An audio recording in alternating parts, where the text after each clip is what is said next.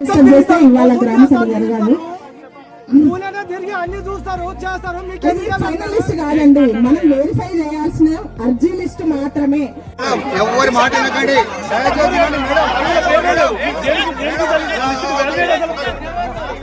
దయచేసి రండి. ఎవరి మాట వినకండి, మీరు కరెక్ట్ సర్వే చేయండి. ఏ రాజకీయ నాయకుని మాట వినకండి.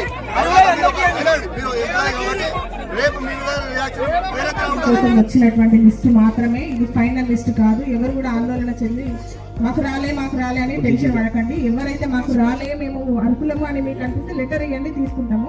అంతేగాని ఎలాంటి ఆందోళన చెందకండి.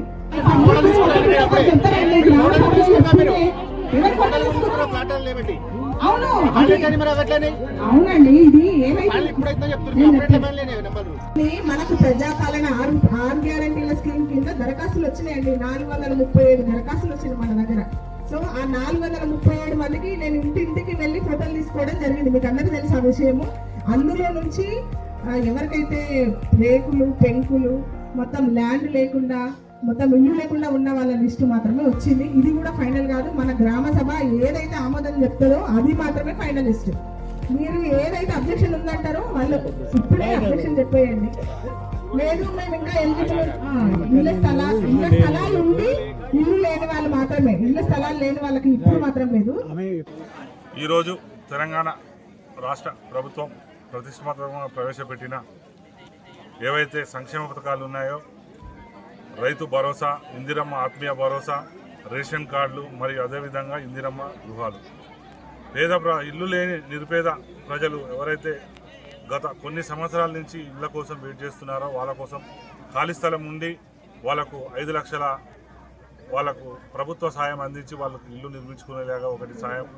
రెండోది రైతు భరోసా, రైతులకు పెట్టుబడి పెట్టే విధంగా రైతు భరోసా. అదేవిధంగా భూమి లేని నిరుపేదలకు ఎవరైతే పర్మనెంట్ జాతీయ ఉపాధి హామీ పథకం కింద పనిచేస్తున్నారో వాళ్ళకు భూమి లేని వారు వాళ్ళని కూడా గుర్తించి వాళ్ళకు కూడా ఇందిరమ్మ ఆత్మీయ భరోసా కింద వాళ్ళకు 6 నెలలకు 6,000, సంవత్సరానికి 12,000 చొప్పున వాళ్ళకి ఇప్పించడం. అదేవిధంగా గత 10 సంవత్సరాల నుంచి వెళ్ళి రేషన్ కార్డ్స్ అయిపోవడం వలన చాలామంది కుటుంబాలు రేషన్ కార్డు, కొత్త రేషన్ కార్డ్స్ కావచ్చు మరియు అదేవిధంగా రేషన్ కార్డులో కుటుంబ సభ్యుల నమోదు కావచ్చు అయిపోవడం జరిగింది. అది ఇప్పుడు ఆ అవకాశం కూడా గవర్నమెంట్ ఇవ్వడము. ఎందుకంటే తెలంగాణ ఇప్పుడు కాంగ్రెస్ పార్టీ తెలంగాణ ప్రభుత్వం ఏర్పడిన తర్వాత పేద ప్రజలకు ఏదైతే హామీ ఇచ్చిందో అదేవిధంగా పేదల పక్షపాతిగా ఈ 4 సంక్షేమ పథకాలు ప్రజలకు ప్రతి ఒక్క పేద ప్రజలకు అర్హునికి ప్రతి ఒక్కరికి అందేలా కృషి చేస్తున్న తెలంగాణ ప్రజాప్రభుత్వానికి ముఖ్యమంత్రి రేవంత్ రెడ్డి గారికి అదేవిధంగా మా ప్రియతమ నాయకులు భువనగిరి ఎమ్మెల్యే కుంభం అనిల్ కుమార్ రెడ్డి గారికి కూడా ధన్యవాదాలు తెలియజేస్తున్నాము. ఈరోజు రాఘవాపురం గ్రామంలో గ్రామసభ ద్వారా ఏవైతే అర్హుల ఎంపిక జరిగిందో అది సజావుగా సాగింది. ఇప్పుడు కూడా ఎవరైతే అర్హులై ఉండి అందులో నమోదు కాలేదో వాళ్ళు మరొకసారి వాళ్ళకు అవకాశం ఇచ్చారు కాబట్టి వాళ్ళందరూ కూడా అప్లికేషన్స్ ఇవ్వడం జరుగుతుంది.